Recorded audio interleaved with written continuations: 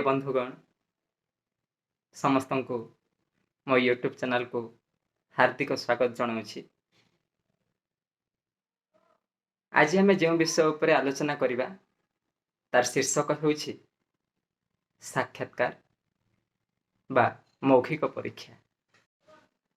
तेबे विभिन्न प्रकार साक्षात्कार मध्यरु वृत्तिगत साक्षात्कार खूब गुरुत्वपूर्ण। तेबे आसंतु आज आम अध्यापक तथा सहकारी प्रोफेसर पदवी पाई एसएसबी और ओपीएससी तरफ जो साक्षात्कार परीक्षा करा जाई थाए तार प्रस्तुति निमंते आम विस्तृत भाव में आलोचना करिबा। साक्षात्कार पाई जेतेबेले आम प्रस्तुत करिबा आम साधारणतः दुई गोटी पर्याय उपरे आलोचना करिबा। प्रथम पर्याय रे साक्षात्कार पूर्व प्रस्तुति संपर्क में आलोचना करिबा एवं द्वितीय पर्याय रे साक्षात्कार समय प्रस्तुति अर्थात आमे जेतेबेले साक्षात्कार जेउठी आमर निया जाउथिबो से प्रकोष्ठ रे आमे बसिथिबा केमिति केउ ढंगरे कौ धरणर प्रश्नर केमिति उत्तर प्रदान करिबा, सर्वोपरि डेमो क्लास रे आमे केमिति निजको आमर निजर दक्षतार पराकाष्ठा प्रदर्शन करिबा आदि विभिन्न विषय रे ए वीडियो रे मु आलोचना करिबा पई जाउछि। गोटे कथा कहि रखे बंधुगण, आजिकार एई आलोचना रे मु जहा किछि कहिबा पई जाउछि एहा संपूर्ण भाव रे मोर निजस्व अनुभूति प्रस्तुत एवं आउ किछि किछि गवेषणा प्रस्तुत।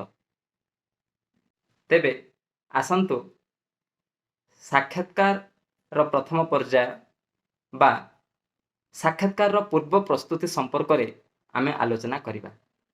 तो आमे केउ पदवी पई साक्षात्कार देवा पई जाउछु से पदवी संपर्क में जानिबा बहुत गुरुत्वपूर्ण।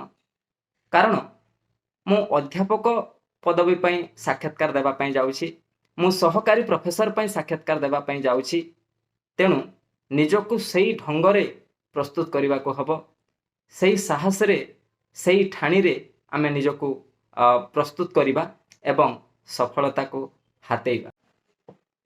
जेतेबेले लिखित परीक्षा फल प्रकाश पाए एवं साक्षात्कार परीक्षा अनुष्ठित हेबार थाए ता भितरे किछि दिन एमती कि किछि मास आमे समय पाई थाउ। सेई दिन तथा मास भितरे आमे निजको प्रस्तुत करने को हबो। तो प्रथम कथा होछि जेतेबेले साक्षात्कार पाई आमे प्रस्तुत हेबा निज कथा सुनिबा, निजर मनर कथा सुनिबा एवं आमर आखपाखरे अनेक व्यक्ति विशेष थांती से माने विभिन्न प्रकार आमर नकारात्मक चिंताधारा आम मनरे पूरेबा पई चेष्टा करि थांती। जेमिति कि एई अध्यापक पदवी पई बा एई अध्यापक पदवीर चयन प्रक्रिया को नेकी से माने विभिन्न प्रकार भ्रांत धारणा प्रार्थी मानक मनरे पूरेबा पई चेष्टा करि थांती। तेणु आमे सेई भली खराब मानसिकता थिबा व्यक्ति विशेषଙ୍କ ठारू दूरे रहिबा भलो। अधिकंतु आमे निज कथा सुनिबा, जदि हबो आमे निज गुरुजी गुरुमा मानकर कथा सुनिबा, जो अध्यापक अध्यापिका तथा प्रोफेसर मानकर अधीन रे आमे पाठ पढिछु सेमानकर कथा जदि आमे सुनिबा एवं निज कथा सुनिबा तो आमे निहाती सफलता पाई परिबा। एई दिगटी को आमे साक्षात्कार पूर्व प्रस्तुति रे निहाती सचेतन हवा कथा जे मु मो निज कथा सुनिबी, मु मोर अध्ययन उपरे विश्वास रखिबी, मु मोर पाठ पढ़ा उपरे ही मोर ध्यानटा को केंद्रित करके रखिबी। कारण अनेक कथा आम पाखक आसीबो, अनेक भ्रांत धारणा मध्य आसी थाए। तो आमे सेही भली भ्रांत धारणा रो निजको दूरे रखिबा एवं निज कथा सुनिबा। द्वितीय कथाटी होछि साक्षात्कार रे विषय विशारद माने तथा विषय विशेषज्ञ माने केउ धरणर प्रश्न पचारिबे ताहा संपूर्ण भाव रे जन प्रार्थी उपरे निर्भर करि थाए। तेबे एइठी आपण मानक मनरे गोटे प्रश्न उंकी मारु थाई पारे जे प्रार्थी उपरे केमिति निर्भर करूछि। हाँ बंधुगण, प्रार्थी उपरे ही निर्भर करि थाए। कारण तांको हातरे से जो अटेस्टेशन फॉर्म रे थाए ताकू देखिकी प्रथमे हमको प्रश्न पचारि थांती। एइठी मु आपण मानको कहि रखे अटेस्टेशन फॉर्म रे साधारणतः स्थायी ठिकाना ବର୍ତ୍ତମାନର ଠିକଣା, ଶିକ୍ଷାଗତ ଯୋଗ୍ୟତା, ଆମର ରୁଚି କେଉଁ ବିଷୟରେ ଆମର ବିଶେଷ ରୁଚି ଅଛି, ଆମର ହବି କ'ଣ, ଏସବୁ ସମ୍ପର୍କରେ ତ ପୂର୍ବରୁ ଲେଖା ଯାଇଥାଏ। ତ ତାକୁ ଯିଏ ସେ ଇଣ୍ଟରଭ୍ୟୁ ବୋର୍ଡରେ ଧରିଥିବେ ସେ ହେଉଛନ୍ତି ସେ ଇଣ୍ଟରଭ୍ୟୁ ବୋର୍ଡର ଚେୟାରମ୍ୟାନ୍। ବିଷୟ ବିଶାରଦଙ୍କ ପାଖରେ ଆପଣଙ୍କ ବିଷୟରେ କୌଣସି ପ୍ରକାର ତଥ୍ୟ ନଥାଏ। କେବଳ ଚେୟାରମ୍ୟାନଙ୍କ ପାଖରେ ହିଁ ଆପଣଙ୍କର ଯେଉଁ ଆଟେଷ୍ଟେସନ ଫର୍ମଟା ବା ପରିଚୟ ପତ୍ରଟା ଥିବ ତାକୁ ଦେଖିକି ପ୍ରଥମେ ଯିଏ ପ୍ରଶ୍ନ କରିବେ ସେ ହେଉଛନ୍ତି ସେ ଚେୟାରମ୍ୟାନ ବୋଲିକି ଆପଣ ଧରିନେବେ। ସାଧାରଣତଃ ଚେୟାରମ୍ୟାନ ଏଇ ଧରଣର ପ୍ରଶ୍ନ ପଚାରିଥାନ୍ତି, ଯେମିତିକି ଧରିନିଆ ଯେଉଁ ଜଣେ ପ୍ରାର୍ଥୀଙ୍କର କେବଳ MA ଅଛି ଏବଂ ନେଟ୍ କ୍ୱାଲିଫିକେସନ ଅଛି, UGC ନେଟ୍ କ୍ୱାଲିଫିକେସନ ଅଛି। ତ ସେ ତାଙ୍କୁ ପଚାରିବେ, ସେ ଯେଉଁ ଆଟେଷ୍ଟେସନ ଫର୍ମକୁ ଦେଖିକି ପଚାରି ପାରନ୍ତି ଯେ ଆପଣଙ୍କର MA କେବେ ସରିଲା, ଏ ଧରଣର ପ୍ରଶ୍ନ ପଚରାଯିବ। ଯଦି ସେ କୌଣସି ସ୍ୱତନ୍ତ୍ର ପତ୍ର ଆଟେଷ୍ଟେସନ ଫର୍ମରେ ମେନସନ କରିଥାନ୍ତି, ମାନେ କାରଣ ବିଭିନ୍ନ ବିଶ୍ୱବିଦ୍ୟାଳୟ ଗୁଡ଼ିକରେ PG ଶ୍ରେଣୀରେ ବା MA ଶ୍ରେଣୀରେ ଗୋଟେ ଗୋଟେ ସ୍ୱତନ୍ତ୍ର ପତ୍ର ପଢ଼ାଯାଏ। ବର୍ତ୍ତମାନ କିଛି ବିଶ୍ୱବିଦ୍ୟାଳୟରେ ସ୍ୱତନ୍ତ୍ର ପତ୍ର କିଛି ପଢ଼ାଯାଉ ନାହିଁ, ସବୁ କିଛିକୁ ସମାନ ଭାବରେ ପଢ଼ାଯାଉଛି। ତେଣୁ ସ୍ୱତନ୍ତ୍ର ପତ୍ର ସମ୍ପର୍କରେ ମଧ୍ୟ ପଚାରି ପାରିବେ। ତ ଆମେ ନିଜକୁ ପ୍ରସ୍ତୁତ କରିବା, ଆମେ ଆଟେଷ୍ଟେସନ ଫର୍ମରେ ଯେଉଁ ସବୁ ଜିନିଷ ସବୁ ଲେଖିଥିବା ତାକୁ ଆଧାର କରିକି ହିଁ ପ୍ରଥମେ ନିଜକୁ ପ୍ରସ୍ତୁତ ରଖିବା। ତା ସହିତ ଯେଉଁମାନଙ୍କର MPhil ଥିବ, PhD ଥିବ, ସେମାନଙ୍କୁ ତ ନିହାତି ଗବେଷଣା ସମ୍ପର୍କରେ ପ୍ରଶ୍ନ ପଚାରିଥାନ୍ତି। ପ୍ରଥମରୁ ସେହି ଧରଣର ପ୍ରଶ୍ନ ଆସିବ ଯେ ଗବେଷଣା ସମ୍ପର୍କରେ ପ୍ରଶ୍ନ ପଚାରିଥାନ୍ତି। ତେବେ MPhil ଏବଂ PhD ଥିଲେ କେଉଁ କେଉଁ ପ୍ରଶ୍ନ ଆସେ ସେସବୁ ସମ୍ପର୍କରେ ବର୍ତ୍ତମାନ ମୁଁ ଆଲୋଚନା କରିବି। ଧରିନିଆ ଯେ ଜଣଙ୍କର MA ଅଛି, MPhil ଅଛି, ତ ସେ ପଚାରିବେ ଯେ ଆପଣ MPhilରେ କେଉଁ ଶୀର୍ଷକ ଉପରେ ଗବେଷଣା କରିଥିଲେ, କେବେ MPhil ପାସ୍ କରିଥିଲେ, এই ଧରଣର ପ୍ରଶ୍ନ ପଚାରନ୍ତି। ଯେଉଁ ଶୀର୍ଷକରେ ଆପଣ ଗବେଷଣା କରିଥିଲେ ସେ ଶୀର୍ଷକରେ କ'ଣ ଓଡ଼ିଆ ସାହିତ୍ୟରେ ଆଉ କେବେ ଆଲୋଚନା କରାଯାଇନି କି, ଏମିତି ପ୍ରଶ୍ନ ପଚାରନ୍ତି। ଏବଂ ସର୍ବୋପରି ଆମର MPhil ଗବେଷଣା ନିବନ୍ଧର ନିଷ୍କର୍ଷ ସମ୍ପର୍କରେ ସେମାନେ ପ୍ରଶ୍ନ କରିଥାନ୍ତି, ଫାଇଣ୍ଡିଙ୍ଗସ୍ ସମ୍ପର୍କରେ ପ୍ରଶ୍ନ କରିଥାନ୍ତି।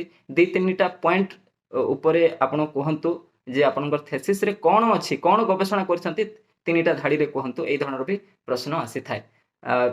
ଗବେଷଣା ସମ୍ପର୍କରେ ଯେତେ ଧରିନିଆ ଯେ ଜଣଙ୍କର ଯଦି PhD ଅଛି, ତ ସେଇଠି ପଚାରିବେ ନାହିଁ ଆପଣ କେଉଁ ବିଶ୍ୱବିଦ୍ୟାଳୟରେ PhD କରିଛନ୍ତି, ଆପଣଙ୍କର ଗାଇଡଙ୍କର ନାମ କ'ଣ ବା ତତ୍ତ୍ୱାବଧାରକଙ୍କର ନାମ କ'ଣ, ଏମିତି ପ୍ରଶ୍ନ ସେମାନେ କଦାପି ପଚାରିବେ ନାହିଁ। ଏବଂ ଯାହା ପଚାରିବେ କେବଳ ଆମକୁ ସେଇ ଅନୁଯାୟୀ ଉତ୍ତର ରଖିବାକୁ ହେବ। ଆପଣ PhD ଡିଗ୍ରୀ ହାସଲ କରିଛନ୍ତି କି, ଏମିତି ପ୍ରଶ୍ନ ଯଦି ଆସିବ, ଯଦି ଆପଣ PhD ଡିଗ୍ରୀ ହାସଲ କରିଥିବେ ତ ଆପଣ କହିବେ ଯେ ମୁଁ ଏତିକି ମସିହାରେ PhD ଡିଗ୍ରୀ ହାସଲ କରିଛି, ଏହି ଶୀର୍ଷକରେ ମୋର ଗବେଷଣା ନିବନ୍ଧ ମୁଁ ରଚନା କରି ସମ୍ମାନଜନକ PhD ଡିଗ୍ରୀ ପାଇଛି ବୋଲିକିରି କହିବେ। କିନ୍ତୁ ବିଶ୍ୱବିଦ୍ୟାଳୟର ନାଁ ସେଇଠି କହିବେ ନାହିଁ, କାରଣ ସେମାନେ ପଚାରି ନାହାନ୍ତି ବିଶ୍ୱବିଦ୍ୟାଳୟର ନାଁ। ଯଦି ପଚାରିବେ ଆପଣ କେଉଁ ବିଶ୍ୱବିଦ୍ୟାଳୟରେ PhD କରିଥିଲେ, କେଉଁ ବିଶ୍ୱବିଦ୍ୟାଳୟରେ MPhil ପଢ଼ୁଥିଲେ, କେଉଁ ବିଶ୍ୱବିଦ୍ୟାଳୟରେ ଆପଣ PG ପଢ଼ୁଥିଲେ, ଏମିତି ପଚାରିଲେ ଯାଇ ଆପଣ ସେଇ ନାଁଟା କହିବେ, ନହେଲେ ସେଟା ବହୁତ ଅସୁବିଧା ସୃଷ୍ଟି କରିଥାଏ। ତାପରେ ଆପଣଙ୍କୁ ଆଉ ଗୋଟେ କଥା ଜାଣିବାକୁ ପଡ଼ିବ, ଯେହେତୁ ଜଣଙ୍କର MPhil ଅଛି, PhD ଅଛି, ବା MPhil ଜଣଙ୍କର ଅଛି ବା କେବଳ PhD ଅଛି, ତ ସେଇଠି ପଚରାଯାଏ ଗବେଷଣା ସମ୍ପର୍କରେ ପଚରାଯାଏ। ଆଚ୍ଛା, ଆପଣ ତ PhD କରିଛନ୍ତି, ତ ଆପଣଙ୍କ ମତରେ ଗବେଷଣାର ଅର୍ଥ କ'ଣ, ଏମିତି ପ୍ରଶ୍ନ ପଚରାଯାଏ। ଆପଣ ଯେଉଁ ଗବେଷଣା ନିବନ୍ଧଟି ରଚନା କରିଛନ୍ତି କେଉଁ ପଦ୍ଧତିରେ, କେଉଁ ଗବେଷଣାତ୍ମକ ପଦ୍ଧତିରେ ତାହା ରଚନା କରିଛନ୍ତି, এই ଧରଣର ବି ପ୍ରଶ୍ନ ପଚରାଯାଏ। ତେବେ ଯେଉଁ ଗବେଷଣା କରାଯାଏ, ଗବେଷଣାରେ ସିନୋପସିସ୍, ଗୋଟେ ସିନୋପସିସ୍ ଲେଖାଯାଏ। ସେ ସିନୋପସିସ୍ କହିଲେ ଆପଣ କ'ଣ ବୁଝୁଛନ୍ତି? ପାଦ ଟୀକା, ପୃଷ୍ଠ ଟୀକା, ପ୍ରାନ୍ତ ଟୀକା, ସହାୟକ ଗ୍ରନ୍ଥ ସୂଚୀ, ହାଇପୋଥେସିସ୍ ଇତ୍ୟାଦି ଗବେଷଣା ସମ୍ପର୍କିତ ଅନେକ ପ୍ରଶ୍ନ ମଧ୍ୟ ଆସିଥାଏ, ତ ଯାହାକି ଆମକୁ ପୂର୍ବରୁ ପ୍ରସ୍ତୁତ ହେଇକି ଯିବାକୁ ପଡ଼ିବ। এইଠି ବନ୍ଧୁଗଣ ଗୋଟେ ଜିନିଷ ଆପଣ ମନେ ରଖିବେ ଯେ MA, MPhil ଏବଂ PhD, MA ରେ ଯଦି ଆପଣ କୌଣସି ପ୍ରକଳ୍ପ କରିଛନ୍ତି ବା ସ୍ୱତନ୍ତ୍ର ପତ୍ର ଅଛି ସେ ସମ୍ପର୍କରେ ଆପଣ ଅଧ୍ୟୟନ କରିକି ଯାଇଥିବେ। MPhilରେ ଆପଣ ଯେଉଁ ଟପିକରେ ଆପଣ ମାନେ ରିସର୍ଚ୍ଚ କରିଥିବେ ସେଇ ଟପିକ ଉପରେ ସମ୍ପୂର୍ଣ୍ଣ ଭାବରେ ଆପଣ ଅଧ୍ୟୟନ କରିକି ଯିବା କଥା। ତାପରେ ଯେଉଁମାନଙ୍କର PhD ଥିବ ସେ PhD ଡିଗ୍ରୀ ସମ୍ପର୍କରେ ମଧ୍ୟ ଆପଣ ସବିଶେଷ ବିବରଣୀ ସବିଶେଷ ତଥ୍ୟ ପୂର୍ବରୁ ପ୍ରସ୍ତୁତ କରିକି ମନେ ରଖି ଆପଣ ଇଣ୍ଟରଭ୍ୟୁକୁ ଯିବେ। ତ ଏସବୁ ଜିନିଷ ହେଉଛି ଆମକୁ ସାକ୍ଷାତକାର ଫେସ୍ କରିବା ପୂର୍ବରୁ, ସାକ୍ଷାତକାରକୁ ସାମ୍ନା କରିବା ପୂର୍ବରୁ ଏଇ ଧରଣର ସାଧାରଣ ପ୍ରଶ୍ନ ଆସିଥାଏ, ଯାହାକି ଆମେ ପୂର୍ବରୁ ଜାଣିଥାଉ, କିନ୍ତୁ ଏଇ ସବୁ ଦିଗ ପ୍ରତି କେହି କେହି ଦେଖିନଥାନ୍ତି। କେବଳ ସେ ଓଡ଼ିଆ ସାହିତ୍ୟର ଇତିହାସ ବିଭିନ୍ନ ବିଷୟକୁ ନେଇକି ସେମାନେ ପଢ଼ିକି ଯାଇଥାନ୍ତି, କିନ୍ତୁ ଏଇ ମୂଳ ଜିନିଷଟାକୁ କିଛି ପ୍ରାର୍ଥୀ ମାନେ ଅବହେଳା କରିଥାନ୍ତି। ତେଣୁ ଏଇଟା ହିଁ ପ୍ରଥମରୁ ଜଣେ ପ୍ରାର୍ଥୀଙ୍କୁ ଏଇଠୁ ହିଁ ପ୍ରଶ୍ନ ପଚାରିବେ। ତାପରେ ବନ୍ଧୁଗଣ, ଆଉ ଗୋଟେ ଦିଗ ପ୍ରତି ଆମେ ସାଧାରଣତଃ ଧ୍ୟାନ ଦେବା, ତାହା ହେଉଛି ଯେ ସେମାନେ ଅନେକ ସମୟରେ ପଚାରନ୍ତି ଯେ ଏଇ ସାକ୍ଷାତକାର ପାଇଁ ଆପଣ କ'ଣ ପଢ଼ିକି ଆସିଛନ୍ତି, ଏଇ ଗୋଟେ ମାସ ଭିତରେ ଆପଣ କେଉଁ ନୂଆ ବହି ପଢ଼ିଛନ୍ତି, ଏସବୁ ସମ୍ପର୍କରେ ସେମାନେ ପଚାରି ପାରନ୍ତି। ତ ତେଣୁ ଗୋଟେ ଇଣ୍ଟରଭ୍ୟୁ ଫେସ୍ କରିବା ପାଇଁ ଯେତେବେଳେ ଆମେ ଯାଉଛୁ, କିଛି ନୂଆ ବହି, ସିଲାବସ୍ ବହିର୍ଭୂତ କିଛି ଉପନ୍ୟାସ ହେଲା, ନାଟକ ହେଲା, କ୍ଷୁଦ୍ର ଗଳ୍ପ ହେଲା, କାବ୍ୟ କବିତା ପୁସ୍ତକ ହେଲା ଇତ୍ୟାଦି ଯଦି ଆମେ ପଢ଼ିଥିବା, ତ ଆମେ ସେଇଠି କହିପାରିବା ଯେ ମୁଁ ଏଇ ନୂଆ ବହି ଏଇ ଗୋଟେ ମାସ ଭିତରେ ପଢ଼ିଛି, ବା କିଛି ଦିନ ପୂର୍ବରୁ ମୁଁ ଏଇ ବହିଟା ମୁଁ ପଢ଼ୁଥିଲି। ତ ସେଇ ସବୁ ସମ୍ପର୍କରେ ମଧ୍ୟ ଆମେ ଦୃଷ୍ଟି ଦେବା କଥା, କାରଣ ସେ ଧରଣର ବି ପ୍ରଶ୍ନ ଆସିଥାଏ ଯେ ଆପଣ କ'ଣ ନୂଆ ବହି ପଢ଼ିଛନ୍ତି। ତାପରେ ଆଉ ଗୋଟେ ଜିନିଷ ଆସିଥାଏ ଯେ ସାହିତ୍ୟର କେଉଁ ବିଭାଗ ପ୍ରତି ଆପଣଙ୍କର ଅହେତୁକ ଦୁର୍ବଳତା ଅଛି, ବା ସାହିତ୍ୟର କେଉଁ ବିଭାଗ ପ୍ରତି ଆପଣଙ୍କର ରୁଚି ଅଛି, ଏଇଟା ପଚରା ଯାଇଥାଏ। ତେଣୁ ଆମେ 2-3ଟା ବିଷୟ ପ୍ରତି, ସାହିତ୍ୟର 2-3ଟା ବିଭାଗ ପ୍ରତି ଆମେ ପୂର୍ବରୁ ପ୍ରସ୍ତୁତ ହେଇକି ଯିବା କଥା। ଧରି ନିଆଯାଉ ଆପଣଙ୍କର ଏମ୍ଫିଲ୍ ଏବଂ PhD କବିତା ଉପରେ କରିଛନ୍ତି, ଏବଂ ଆପଣ କହୁଛନ୍ତି ଯେ ମୋ ରୁଚି କବିତା ବୋଲି କହୁଛନ୍ତି, ତ ସେଇଠି ସେମାନେ କହିପାରନ୍ତି ଯେ ଆପଣଙ୍କର ରୁଚି ତ ଆମେ ଜାଣିପାରୁଛୁ ଯେ ଆପଣ ଏମ୍ଫିଲ୍ ଥେସିସ୍ ବି କବିତା ଉପରେ କରିଛନ୍ତି, PhD ଥେସିସ୍ ବି କବିତା ଉପରେ କରିଛନ୍ତି। ତ କବିତା ବ୍ୟତୀତ ଆଉ ଆପଣଙ୍କର କେଉଁ ବିଭାଗ ପ୍ରତି ଦୁର୍ବଳତା ଅଛି, ଏମିତି ବି ପ୍ରଶ୍ନ ପଚାରି ପାରନ୍ତି। ତ ଆମେ ଯେଉଁ ବିଷୟ ଉପରେ ଗବେଷଣା କରିଥିବା ତା ବ୍ୟତୀତ ଅନ୍ୟ କୌଣସି ସାହିତ୍ୟର କୌଣସି ବିଭାଗକୁ ମଧ୍ୟ ଆମେ ଦେଖିକି ଯାଇଥିବା, 1-2ଟା ବିଭାଗକୁ, ତାହେଲେ ଆମେ କ'ଣ ଦେଖିବା? କାରଣ ଏଇ ଯେଉଁ ଇଣ୍ଟରଭ୍ୟୁ ମାନଙ୍କରେ ଆପଣ ଭାବନ୍ତୁନି ଯେ ପ୍ରଥମ ଯେଉଁ ପ୍ରଶ୍ନ ସବୁ ପଚାରିବେ ବହୁତ ଭିତରୁ କ୍ୱେଶ୍ଚନ୍ ପଚାରିବେ, ବହୁତ ମାନେ ଗୂଢ଼ ତତ୍ତ୍ୱ ସମ୍ବଳିତ ପ୍ରଶ୍ନ ପଚାରିବେ, ସେମିତି କିଛି ନାହିଁ। ଉପରୁ ପ୍ରଶ୍ନ ପଚାରନ୍ତି, ଯେତେବେଳେ ଜଣେ ପ୍ରାର୍ଥୀ ତାର ଉତ୍ତର ଗୁଡ଼ିକ ସୁନ୍ଦର ଭାବରେ ଉପସ୍ଥାପନ କରୁଥାନ୍ତି, ତାପରେ ବିଷୟ ବିଶାରଦ ମାନଙ୍କର ଜିଜ୍ଞାସା ବଢ଼େ ଏବଂ ସେମାନେ ବହୁତ ତଥ୍ୟ ବା ମନସ୍ତାତ୍ତ୍ୱିକ ପ୍ରଶ୍ନ ସବୁ ପଚାରିଥାନ୍ତି। ତ ତେଣୁ ଆମେ ସେଇ ଦିଗଟାକୁ ଧ୍ୟାନ ଦେବା ଉଚିତ।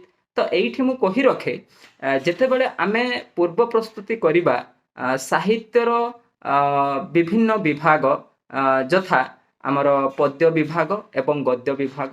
ପଦ୍ୟ ବିଭାଗର ଯେଉଁ କାବ୍ୟ, ମହାକାବ୍ୟ, ଖଣ୍ଡକାବ୍ୟ, ଚଉତିଶା, ଚଉପଦୀ, ବୋଲି, ଭଜନ, ଜଣାଣ ଇତ୍ୟାଦିର ସଂଜ୍ଞା, ସ୍ୱରୂପ ସମ୍ପର୍କରେ ବା ବିଭିନ୍ନ ଦିଗ ସମ୍ପର୍କରେ ଆମେ ଅଧ୍ୟୟନ କରିକି ଯିବା କଥା।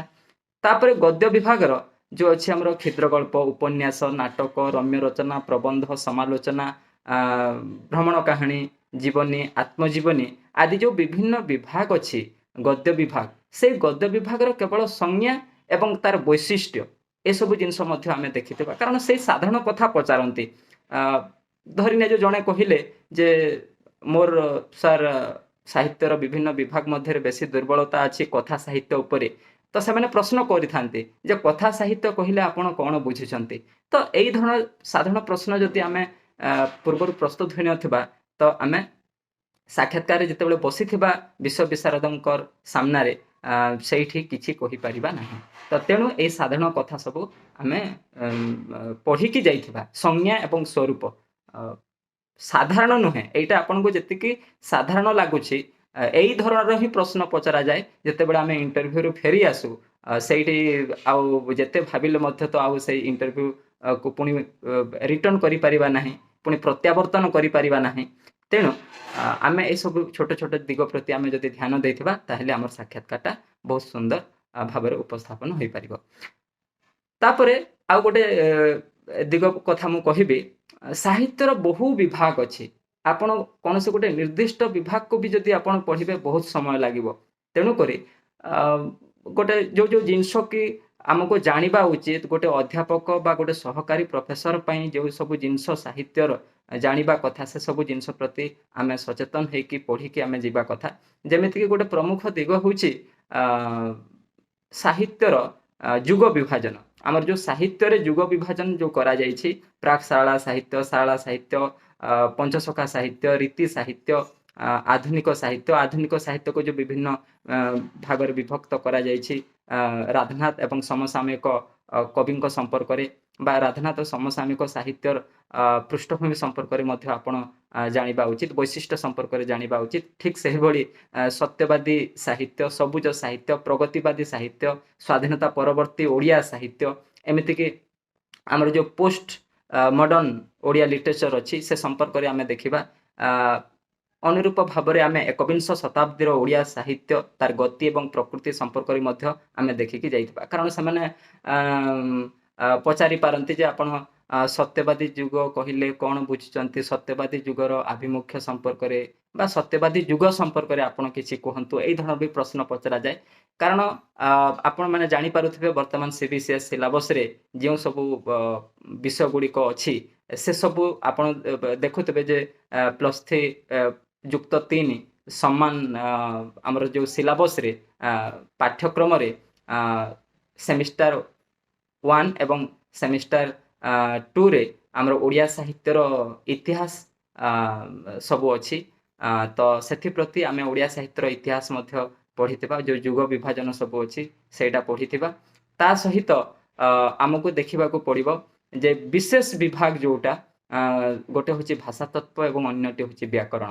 ଭାଷାତତ୍ତ୍ୱ ଏବଂ ବ୍ୟାକରଣକୁ ମଧ୍ୟ ଆମେ ଦେଖିବା। ମୁଁ ଯେମିତିକି ପ୍ରଥମରୁ ଆପଣଙ୍କୁ କହିଲି ଯେ କଥା ସାହିତ୍ୟ କହିଲେ କ'ଣ, ଭଜନ କହିଲେ କ'ଣ, ଜଣାଣ କହିଲେ କ'ଣ, ଏମିତି ଯେଉଁ ଏଇଟା ଦେଖିକି ଯାଇଥିବେ ବୋଲି ମୁଁ କହିଲି, ଠିକ୍ ସେମିତି ଆପଣଙ୍କୁ ମଧ୍ୟ ଦେଖିବାକୁ ହବ ଯେ ଭାଷାତତ୍ତ୍ୱ କହିଲେ କ'ଣ ବୁଝୁଛନ୍ତି ଆପଣ, ବ୍ୟାକରଣ କହିଲେ କ'ଣ, ଏଇ ଧৰণৰ ବି ପ୍ରଶ୍ନ ଆସିଥାଏ। ତ ତେଣୁ ଆମେ ସେଇ ଭାଷାତତ୍ତ୍ୱ ଯେତେବେଳେ ଆମେ ଅଧ୍ୟୟନ କରିବା ବା ଆମେ ପୂର୍ବରୁ ପ୍ରସ୍ତୁତ ହେଇକି ଯିବା, ଭାଷାତତ୍ତ୍ୱ କାହାକୁ କୁହାଯାଏ, ଭାଷାତତ୍ତ୍ୱ କେତେ ପ୍ରକାରର, ଏସବୁ ସମ୍ପର୍କରେ ମଧ୍ୟ ଆମେ ପୂର୍ବରୁ ପ୍ରସ୍ତୁତ ହେଇକି ଯିବା କଥା।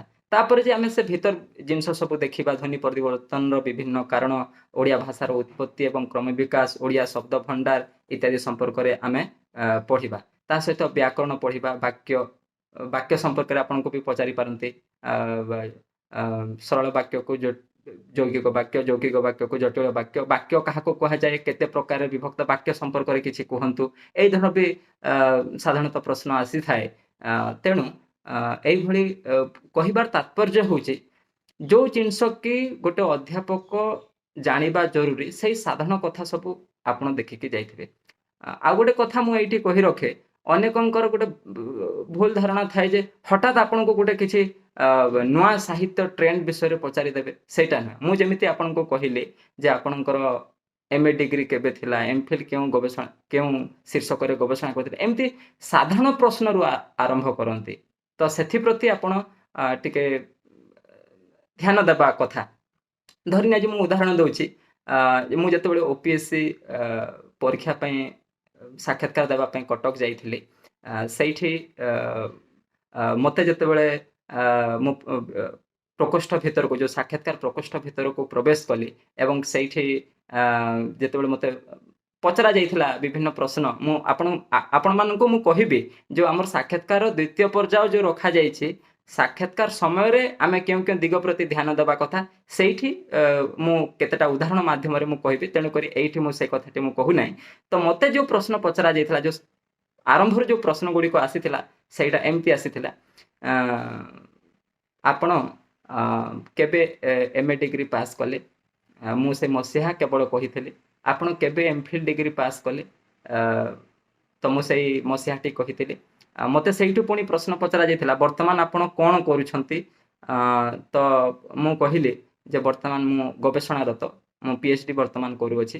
ଆଉ ସେଇଠି ଯଦି ଆପଣ କହିଦେଲେ ଆପଣ କ'ଣ କରୁଛନ୍ତି ବୋଲିକରି ପଚରା ଯାଉଛି, ଯଦି ଆପଣ କହିଦେଲେ ଯେ ମୁଁ PhD ସେତେବେଳେ ଯେଉଁ କରୁଥିଲି, ମୁଁ PhD କରୁଥିଲି ବୋଲି କହିଲି, ଯଦି ମୁଁ କହିଥାନ୍ତି ମୁଁ ଅମୁକ ବିଶ୍ୱବିଦ୍ୟାଳୟରେ ଅମୁକ ପ୍ରଫେସରଙ୍କ ଅଣ୍ଡରରେ ମୁଁ କାମ କରୁଛି, ସେତେବେଳେ ପରିସ୍ଥିତିଟା ଅଲଗା ପ୍ରକାର ହେଇଥାନ୍ତା। ତେଣୁକରି କେବଳ ଯେତିକି ପ୍ରଶ୍ନ ପଚରାଯିବ ଆପଣ ସେତିକି ହିଁ ଉତ୍ତର ରଖିବେ। ଆଉ ଗୋଟେ କଥା ଆପଣ ସବୁବେଳେ ଦେଖିବେ ଯେତେବେଳେ ପ୍ରଶ୍ନକର୍ତ୍ତା ପ୍ରଶ୍ନ ପଚାରୁଛନ୍ତି ଆପଣ ସମ୍ପୂର୍ଣ୍ଣ ପ୍ରଶ୍ନଟିକୁ ଶୁଣିବେ ଏବଂ ତାକୁ ପରେ ଉତ୍ତର ରଖିବେ। କିଛି କିଛି ପିଲା ଆମର ଓଭର କନଫିଡେନ୍ସ ହେଇକି ପ୍ରଶ୍ନକର୍ତ୍ତାଙ୍କର ପ୍ରଶ୍ନ ନ ସରିଥିବ ଏବଂ ଆମେ ଉତ୍ତର ଦେବା ଆରମ୍ଭ କରିଥାଉ, କାରଣ ସେ ପ୍ରଶ୍ନରେ କ'ଣ ପଚାରୁଛନ୍ତି ଆମେ ଆଉ ନ ଶୁଣି କେବଳ ଉତ୍ତର ଦେବାରେ ଆମେ ଲାଗି ପଡ଼ୁ। ତ ସେଇଟା ଠିକ୍ ନୁହେଁ, ସେଇଟା ମାଇନସ୍ ମାର୍କିଂ ହେଇଥାଏ।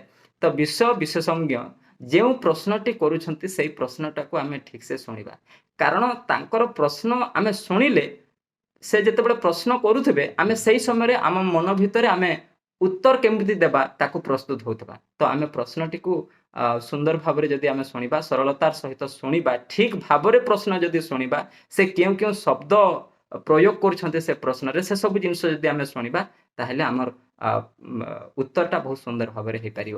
ଆଉ ଗୋଟେ କଥା ଧ୍ୟାନ ରଖିବେ ଯେ ଯେତେବେଳେ ଆପଣ ଉତ୍ତର ପ୍ରଦାନ କରିବେ ସଂକ୍ଷେପରେ ଉତ୍ତର ପ୍ରଦାନ ଯେମିତି ନ କରନ୍ତି ଏବଂ ସେମାନେ କେତେବେଳେ ବି ଛୋଟ ପ୍ରଶ୍ନ କରିବେ ନାହିଁ। ସେମାନେ ସବୁବେଳେ ଚାହାନ୍ତି ଯେ ଗୋଟେ ପ୍ରାର୍ଥୀ କେମିତି ବର୍ଣ୍ଣନାତ୍ମକ ଶୈଳୀରେ ତାର ଉତ୍ତର ପ୍ରଦାନ କରନ୍ତୁ, ସେଇଟା ଚାହାନ୍ତି। ତ ଧରି ନିଆଯିବ ଆପଣଙ୍କୁ ପଚରାଗଲା ଯେ ସତ୍ୟବାଦୀ ଯୁଗ ସମ୍ପର୍କରେ କିଛି କୁହନ୍ତୁ, ବା ଆପଣଙ୍କୁ ପଚରାଗଲା ଯେ ଶାନ୍ତନୁ କୁମାର ଆଚାର୍ଯ୍ୟଙ୍କର ଉପନ୍ୟାସ ସମ୍ପର୍କରେ ଆପଣ କ'ଣ ଜାଣନ୍ତି ଆଲୋଚନା କରନ୍ତୁ ବା କୁହନ୍ତୁ, ଶାନ୍ତନୁ କୁମାର ଆଚାର୍ଯ୍ୟଙ୍କର ଉପନ୍ୟାସ ସମ୍ପର୍କରେ କୁହନ୍ତୁ। ତ ଯେତେବେଳେ ପଚରା ଯାଉଛି ତ ଆପଣ ସେଇଠି ଗୋଟିଏ କିମ୍ବା ଦୁଇଟା ଧାଡ଼ିରେ ଉତ୍ତର ଦେବା ପାଇଁ କେତେବେଳେ ବି ଚେଷ୍ଟା କରିବେ ନାହିଁ। ଟିକେ ଉତ୍ତରଟା ଅଧିକ ଲମ୍ବା ହେବ ନାହିଁ କି ଅଧିକ ଛୋଟ ମଧ୍ୟ ହେବ ନାହିଁ, ଠିକ୍ ମଧ୍ୟମ ଧରଣର ଯେମିତି ଉତ୍ତର ରଖିବେ ସେଇ ଧରଣ ଦେବେ, କାରଣ ଆପଣଙ୍କର ପୂର୍ବ ପ୍ରସ୍ତୁତି ସେଇ ଧରଣର ହେବା କଥା ଯେମିତିକି ପ୍ରଶ୍ନ ଯେଉଁଭଳି ଆସିବ ଆପଣ ସେଇଭଳି ଉତ୍ତର ରଖିପାରୁଥିବେ। ତ ଏଇଠି ଆପଣ ଠିକ୍ ଭାବରେ ଉତ୍ତର ଦେବା କଥା। ତ এই ଯେଉଁ ପୂର୍ବ ପ୍ରସ୍ତୁତିରେ ଆମେ ଯେଉଁ ଦିଗକୁ ଧ୍ୟାନ ଦେବା ସେ ସମ୍ପର୍କରେ ମୁଁ କେବଳ ଗୋଟେ ଉଦାହରଣ ଦେଇପାରିବି। ଯେଉଁ ସାଧାରଣ ପ୍ରଶ୍ନ କଥା ମୁଁ କହୁଛି ସେଇଟା ହେଉଛି ଯେତେବେଳେ ମୁଁ ସରକାରୀ ମହାବିଦ୍ୟାଳୟରେ ସହକାରୀ ପ୍ରଫେସର ପାଇଁ ମୁଁ କଟକକୁ OPSC ଅଫିସକୁ ଯାଇଥିଲି ପରୀକ୍ଷା ଦେବା ପାଇଁ, ସାକ୍ଷାତକାର ପରୀକ୍ଷା ଦେବା ପାଇଁ।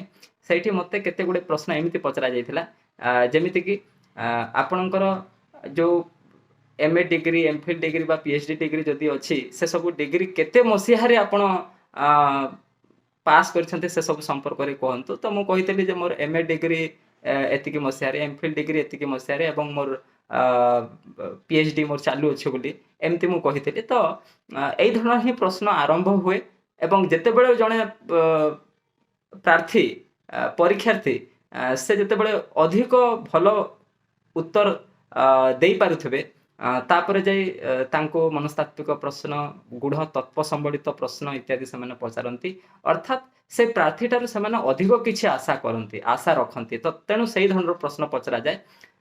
ତ ସେଥିପ୍ରତି ମଧ୍ୟ ଆମେ ଦୃଷ୍ଟି ଦେବା ଉଚିତ। ବନ୍ଧୁଗଣ, ତାପରେ ଆଉ ଗୋଟେ ବହୁ ଗୁରୁତ୍ୱପୂର୍ଣ୍ଣ କଥା ମୁଁ ଏଇଠି କହିବା ପାଇଁ ଚାହୁଁଛି ଯେ ପ୍ରତି ସାକ୍ଷାତକାର ପରୀକ୍ଷାର ଯେଉଁ ଅଧ୍ୟାପକ ବା ସହକାରୀ ପ୍ରଫେସର ପାଇଁ ଗୋଟେ ସାକ୍ଷାତକାର ପରୀକ୍ଷା ଯେଉଁ କରାଯାଉଛି ତ ଗୋଟେ ଡେମୋ କ୍ଲାସ୍ ପରୀକ୍ଷାର୍ଥୀମାନଙ୍କୁ ତଥା ପ୍ରାର୍ଥୀଙ୍କୁ ଦିଆଯାଇଥାଏ। ତେଣୁକରି ଆମେ 2-3ଟା ଟପିକକୁ ନେଇକି ଡେମୋ କ୍ଲାସ୍ ପୂର୍ବରୁ ଯଦି ଆମେ ପ୍ରସ୍ତୁତ କରିଥିବା ତାହେଲେ ଆମକୁ ସେ ଯେଉଁ ଡେମୋ କ୍ଲାସ୍ ପାଇଁ 8ରୁ 12 ମିନିଟ୍ ସମୟ ଦେଇଥାନ୍ତି। ତ ଆମେ ନିଜକୁ ସେଇଠି ସୁନ୍ଦର ଭାବରେ ଉପସ୍ଥାପନ କରିପାରିବା ବା ନିଜର ବ୍ୟକ୍ତିତ୍ୱ ପରାକାଷ୍ଠା ସହିତ ଆମର ଯେଉଁ ଅଧ୍ୟୟନଟାକୁ ଆମେ ତାଙ୍କ ସାମ୍ନାରେ ପ୍ରଦର୍ଶିତ କରିପାରିବା। ତା ସହିତ ଆମର ଯେଉଁ ଦକ୍ଷତାର ପରାକାଷ୍ଠା ମଧ୍ୟ ଆମେ ପ୍ରଦର୍ଶନ କରିପାରିବା। ସେଇ 8ରୁ ଯେଉଁ 12 ମିନିଟ୍ ସମୟ ଆମକୁ ଦେଇଥାନ୍ତି ଡେମୋ କ୍ଲାସ୍ରେ ସେଇଟା ଆମେ ଦେଖାଇ ପାରିବା ତାଙ୍କ ସାମ୍ନାରେ। ତ ଡେମୋ କ୍ଲାସ୍ ପାଇଁ ଆମେ କେମିତି ପ୍ରସ୍ତୁତ ହେବା? ଧରି ନିଆଯାଉ ଆମମାନଙ୍କର ଯେଉଁ ବିଷୟ ଉପରେ MPhil ଯେଉଁମାନଙ୍କର ଅଛି ବା PhD ଯେଉଁମାନଙ୍କର ଅଛି ସେଇ ବିଷୟକୁ ନେଇକି ଆପଣ ବା ଗୋଟେ ଡେମୋ କ୍ଲାସ୍ ଆପଣ ପ୍ରସ୍ତୁତ କରିବେ।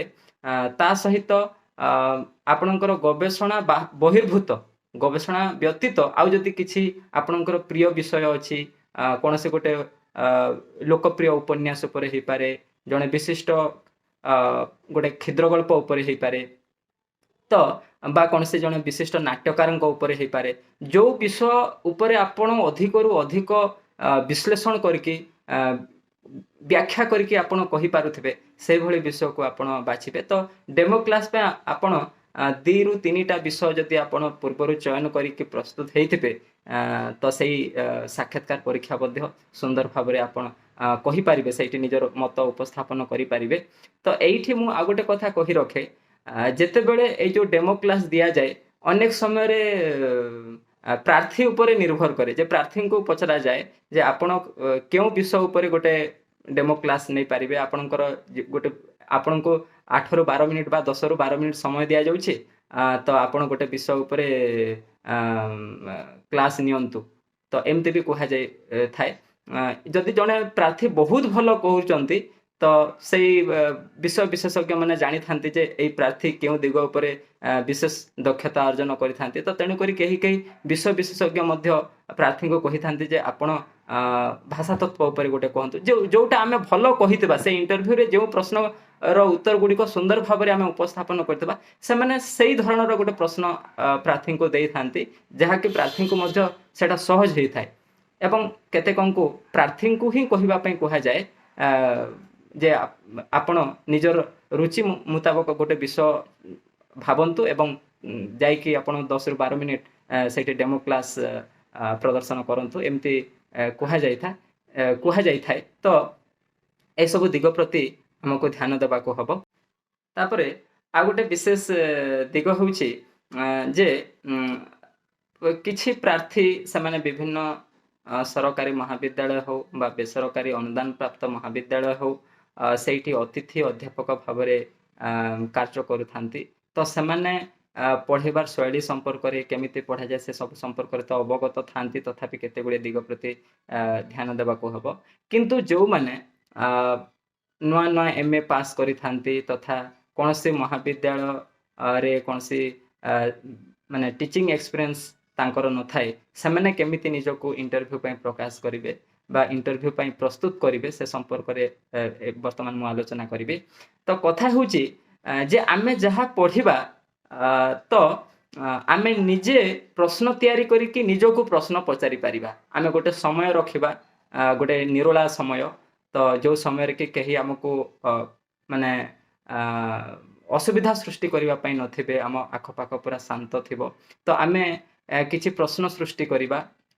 तो जो धरणर प्रश्न आसीबो बोली करी आपण भाबुचंती से धरणर प्रश्न आपण सृष्टि करिवे एवं निजको निजे प्रश्न करिवे एवं निजे उत्तर देबा पई चेष्टा करिवे एवं पार्टी करिकि उत्तर देबे। होतो दर्पण सामना रे आपण छिडा हे कि सेमती करि पारंती, किंबा कोनसे गोटे कोठरी बंद कोठरी भितरे आपण छिडा हे कि निजको निजे प्रश्न करिवे बा बसी कि आपण निजको निजे प्रश्न करिकि तार उत्तर रखि पारिबे। कारण जो प्रश्न गुडिकर उत्तर आपण देई पारिबे सेही भली प्रश्न आपण निजको निजे पचारंतु एवं निजे निज सहित निजे भी कथा ही पारिबे।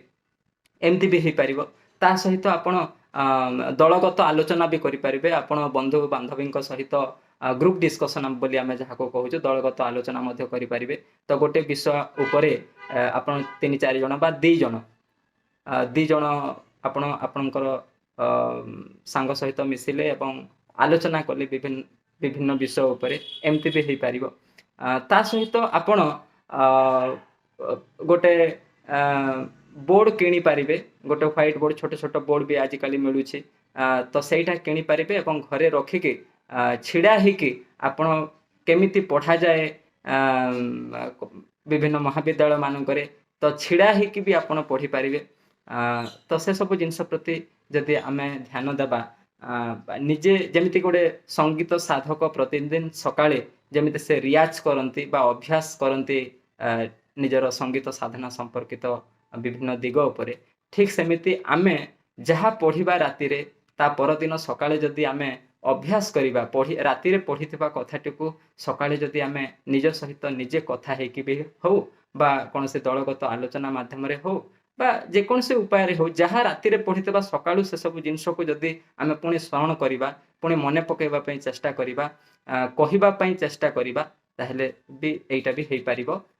एई कथाटी मु से मानकु कहूची जो मानकर कि टीचिंग एक्सपीरियंस नथिबो सेमानकु कहूची हठात जेतेबेले सेमानकु साक्षात्कार रे पचरा जिवो सेठी प्रथम करी जेतेबेले उत्तर रखुतबे होय तो सेमाने असुविधार सम्मुखीन होई पारंती कारण जहा जे मानकर टीचिंग एक्सपीरियंस न थाए सेमानकर विश्लेषणात्मक शैली विशेष भाबरे आसी न थाए किंतु एमिति अनेक जण अछंती जो मानकर टीचिंग एक्सपीरियंस नथिबा सत्वे तांकर उपस्थापनगत शैली तांकर कथा कहिबार शैली बा तांकर जो विषयटाको जो भली भाबरे बुझी थांती ताको प्रकाश करिवार शैली एते उच्च मानर एते उच्च कोटिर थाए जे जणे टीचिंग एक्सपीरियंस थिले मध्य सेही धৰণৰ से केबे भी प्रकाश करि परिबे नाही तो मु सेही मान को कहूची जे माने निजे निज कर भितरे आत्मविश्वास नाही जे मु पढे पारिबे बोली तो निजे आमे जति अभ्यास करिबा प्रत्यह किछि किछि कहिबा पई चेष्टा करिबा दलगत आलोचना माध्यम रे हो निजको निजे प्रश्न पचारि की हो बा निजे छिडा ही की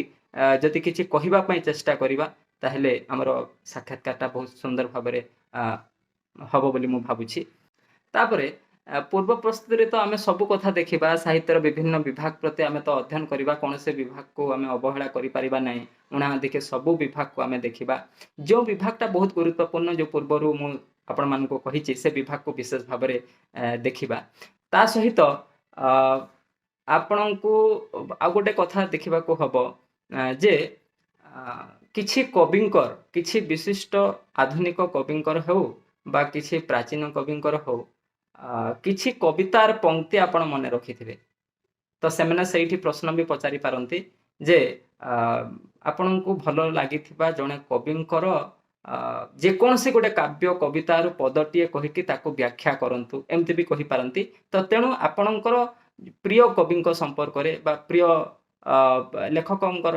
काव्य पुस्तक हो बा कविता पुस्तक हो जे कविता गुडी को आपण भलो लागिछि से संपर्क रे दि तीनटा कवितार पंक्ति आपण मुखस्त करके जाइथिबे एवं सेठी तार केमिति व्याख्या करिवे जदि आपण तार पूर्वरु प्रस्तुत करिथिबे से पंक्ति को ताहेले एटा मध्य गोटे सुंदर भाबरे आपण साक्षात्कार देई पारिबे तो आ गोटे कथा आपण सबले जानि रखिबा उचित जे हमरो जो सब लेखक सब अछंती स्वाधीनता पूर्ववर्ती लेखक आधुनिक लेखक स्वाधीनता परवर्ती लेखक स्वाधीनता पूर्ववर्ती गप उपन्यास प्रबंध समालोचना बा स्वाधीनता परवर्ती गप उपन्यास प्रबंध नाटक समालोचना तो एई धरण भी प्रश्न पचरा जाई थाए आपण स्वाधीनता परवर्ती 5 जण समालोचकंकर ना कहंतु एई धरणर भी प्रश्न पचरा जाए एवं सेठी पुनी भीतर को से प्रश्न पचारि थांती तो एई सब जिंस मध्य आमे जानि रखिबा उचित जे आमे गोटे लिस्ट करि नबा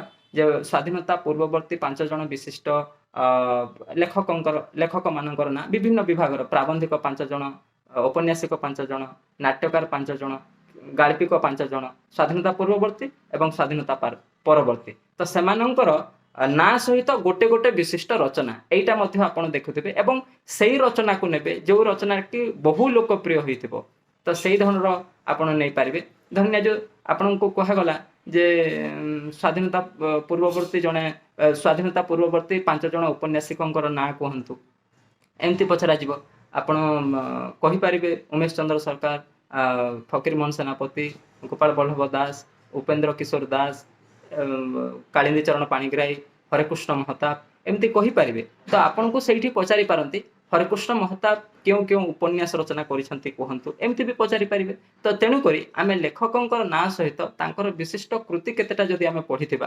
ताहेले हमरो जो भाइबारे आमे सुंदर भाबरे उत्तर रखि पारिबा तो एथि प्रति मध्य आपण को ध्यान देबा को हबो पूर्व प्रस्तुति रे मु आपण मानको गोटे कथा कहबी जदि आपणक पाखरे कोनोसी ग्रंथागार को जाई पढ़िबार जदि सुविधा थाए तो आपण प्रतिदिन गोटे टाइम टेबल करंतु तो आपणकर पाख लाइब्रेरी को जाई कि सेटा टाउन हॉल लाइब्रेरी हो बा आपणकर जो विश्वविद्यालय रे आपण पाठ पढुतिले तो से विश्वविद्यालय को जाई हो बा जोठी आपण माने लाइब्रेरी रो व्यवहार जेमिति करि पारिबे तो आपण प्रतिदिन जाई कि किछि समय आपण से लाइब्रेरी रे कटेइले तो विभिन्न बही सब बही जे जने रखिथिबे तार किछि ये नाही भल बही तो सेठी आपण लाइब्रेरी रे बहुत सहज रे बही गुडी को पाई पारिबे एवं लाइब्रेरी जदि आमे व्यवहार करिबा सेही साक्षात्कार देबा पूर्वरु ତ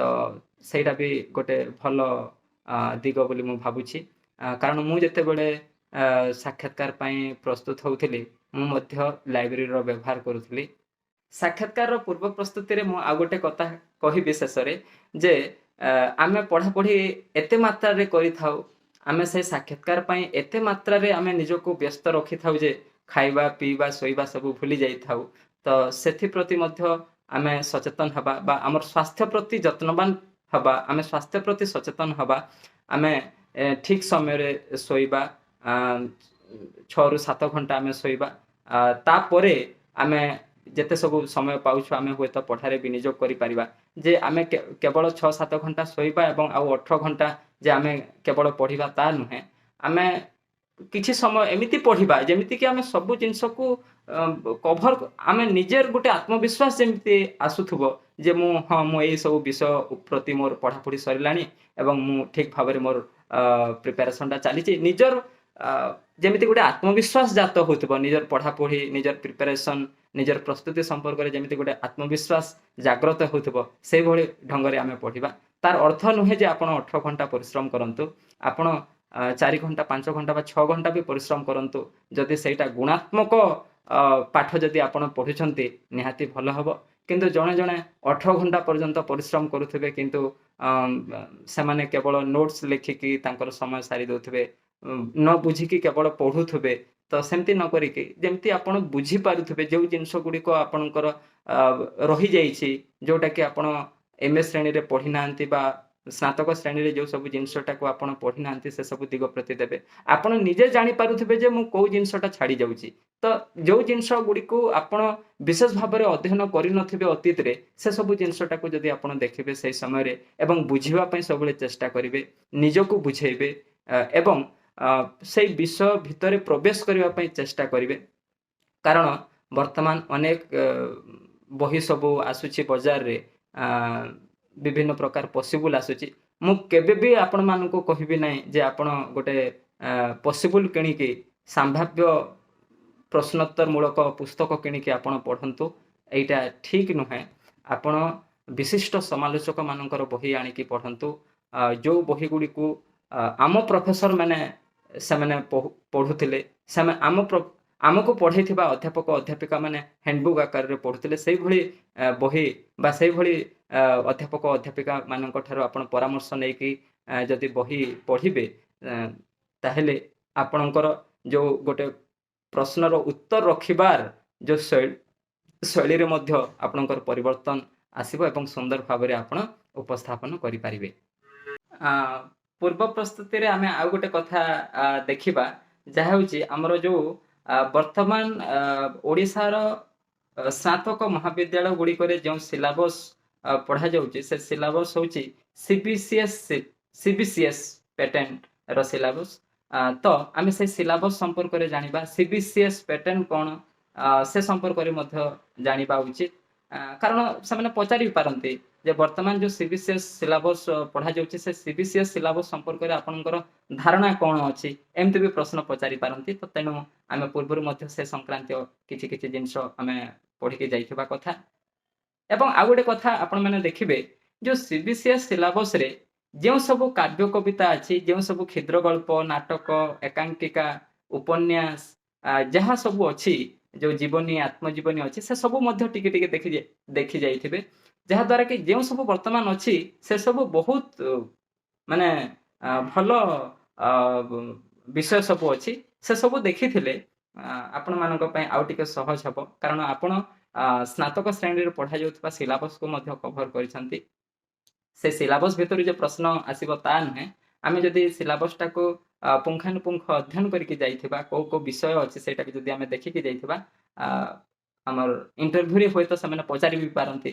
ଯେ ତାହେଲେ ବନ୍ଧୁଗଣ, ଆମେ ଆମର ଆଲୋଚନାର ଦ୍ୱିତୀୟ ପର୍ଯ୍ୟାୟକୁ ଆସିବା। ଏଇ ଦ୍ୱିତୀୟ ପର୍ଯ୍ୟାୟରେ ଆମେ ଯେଉଁଦିନ ଆମର ସାକ୍ଷାତକାର ପରୀକ୍ଷା ଥିବ ସେଇଦିନ ଆମେ କେମିତି ନିଜକୁ ପ୍ରସ୍ତୁତ ରଖିବା, ସର୍ବୋପରି ଯେତେବେଳେ ଆମେ ସାକ୍ଷାତକାର ପ୍ରକୋଷ୍ଠରେ ଉପନୀତ ହୋଇଥିବା ତ ବା ବିଷୟ ବିଶାରଦଙ୍କ ସାମ୍ନାରେ ଆମେ ବସିଥିବା, ସେଇ ସମୟରେ ଆମେ କେଉଁ କେଉଁ ଦିଗ ପ୍ରତି ଧ୍ୟାନ ଦେବା ସେ ସମ୍ପର୍କରେ ମୁଁ ବର୍ତ୍ତମାନ ଆଲୋଚନା କରିବା ପାଇଁ ଯାଉଛି।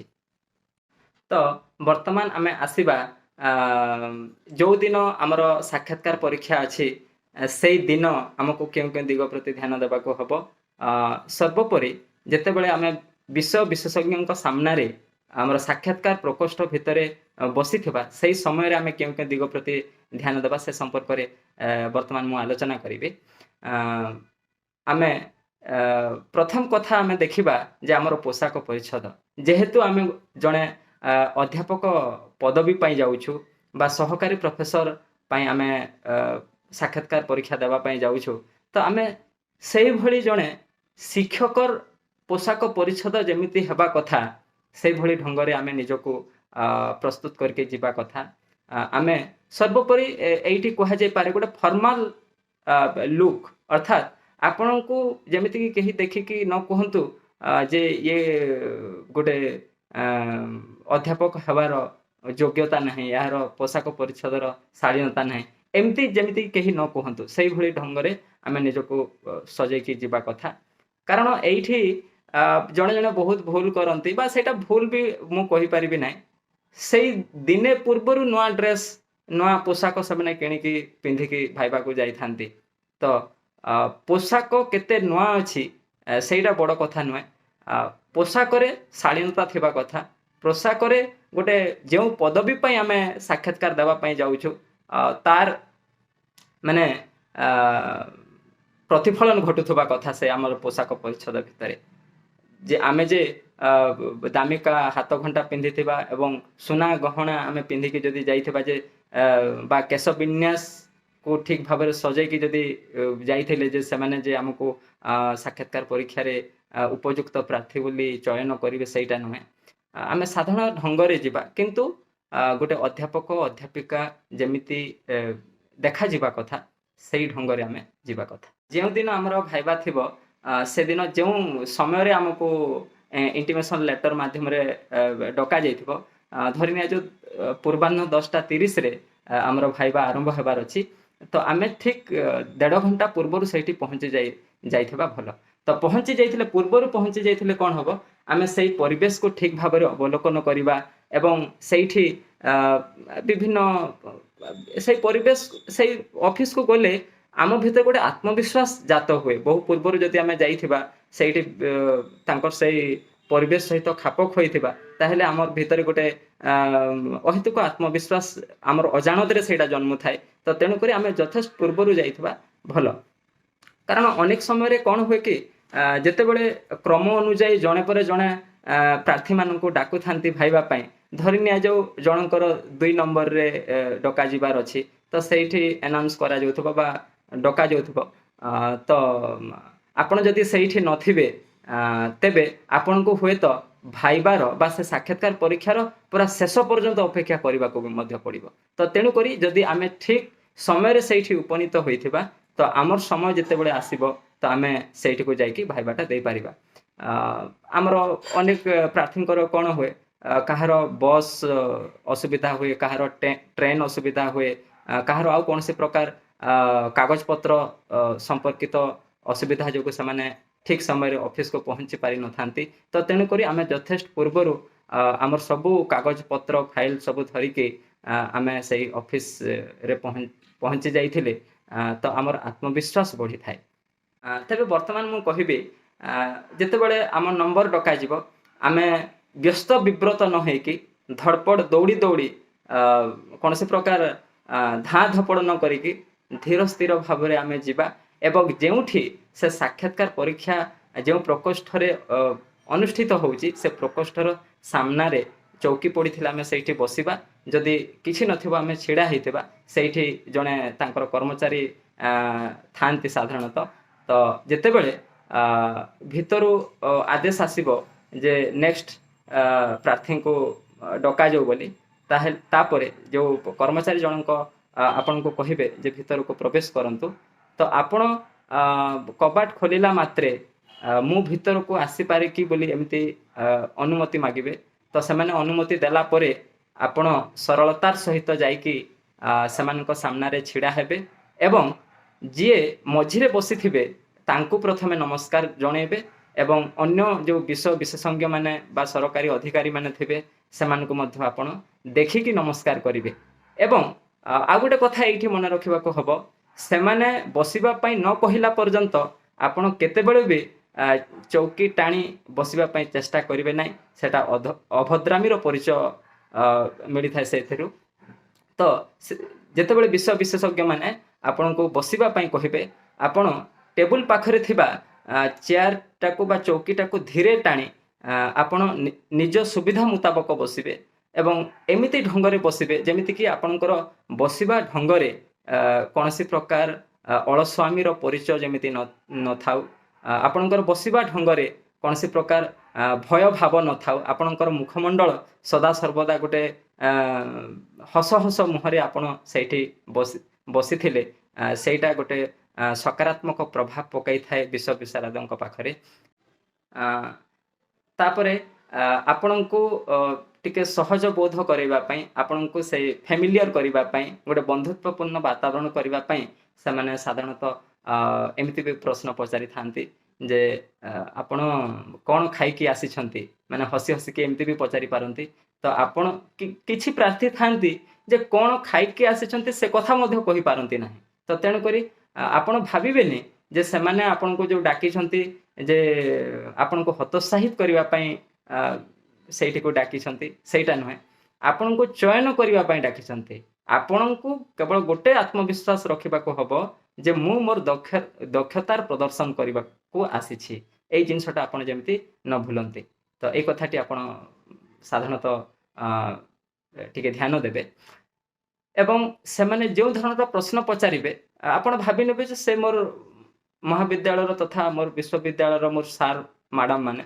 ତ ମୁଁ ସେମାନଙ୍କ ସହିତ ଯେମିତି କଥା ହେଉଥିଲି ମୁଁ ଏମାନଙ୍କ ସହିତ ମଧ୍ୟ ସେଇ ଧରଣର କଥା ହେବି ବୋଲି ଆପଣ ସେଇ ଧରଣ ଭାବରେ ଆପଣ କଥା ହେଇପାରିବେ।